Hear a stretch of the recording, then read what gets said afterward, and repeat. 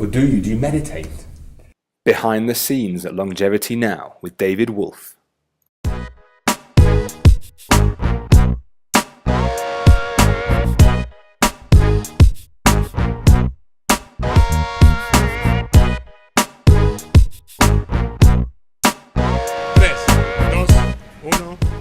Or do you? Do you meditate? I'd say I meditate. For me, meditating is gardening. Okay. And so every day, like if I'm in Hawaii, because I have a farm in Hawaii, I'm out there with my machete and I'm out there with my gloves and I'm chopping and dropping and using the biomass of the natural jungle and stuff around my fruit trees, using that to feed my trees. I'm keeping the bananas from overwhelming my nursery, for example, because the bananas like to get under the nursery and then push the roof off and blow the whole thing apart. So I'm chopping them back and just doing the normal maintenance you need to do on a fruit farm. Okay.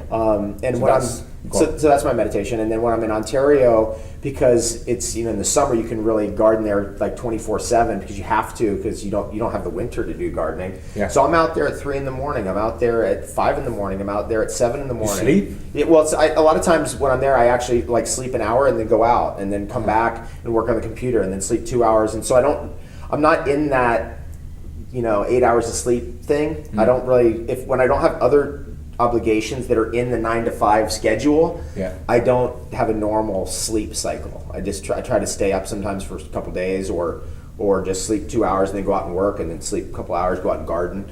And to me, those key moments like 4 a.m. out in the garden, you can't get a better meditation than that. Okay.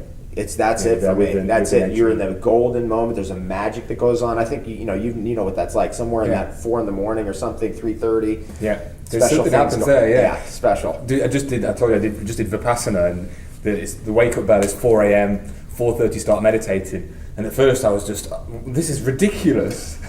After like 2 days of waking up, I was like, that was the best meditation. That was the best time to just to be there and do that. Yeah, it's a magic moment. It's a magic moment. Yeah, and that to me, this whole thing about meditation, and you hear so much about it, but when I hear that word, I go to those moments. Yeah, where I'm like, oh yeah, I need to be there. And there's been moments, especially doing like long fasts, where you're in the zone. Yeah, and when it's 4:30 in the morning and you're in that zone, I don't know any better feeling than that, or better balance, or better connection. That's the pinnacle. Yeah, in my reality. So good. Yeah, And I see like friends and people and whoever's at home, wherever you are watching this, is like seeing these words like that magic moment, that connection, and there's like these, what I see my old self thinking is all these categories of like magic moments, connection. What is this? What are these guys talking about?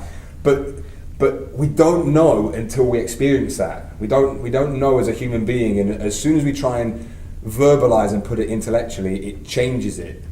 It does. You're right. It's like the secret of the Tao. As soon as you try to get a word around it, you've categorized it, and suddenly it's something. But it's experiential. That's why I really feel like fasting is really powerful, because you get into states that you cannot get to otherwise. It's just one of those magical things. And I was talking with a friend of mine last night about juice fasting versus water fasting versus dry fasting.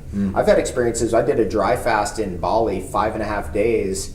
2 years ago, and grab one if you want. And it was the best thing I'd done for myself in over a decade. Doing the dry fast, and we got caught in a traffic jam on a Hindu holiday in Bali for 7 hours on the bus. I was also leading a retreat at the time. Okay, so it was just one of those things.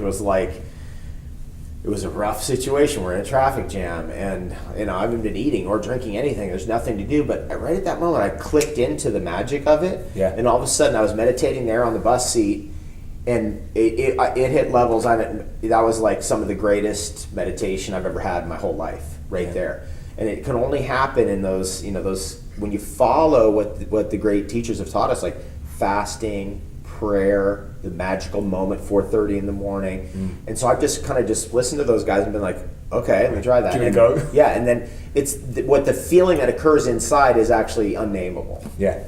Is it the same as when you're playing the drums? I wouldn't say it's the same, but when it's hitting, when everything's and it's going, you've got a really good jazz feel going, or you're playing like Led Zeppelin tunes and you're hitting it exact to the note, hitting every note.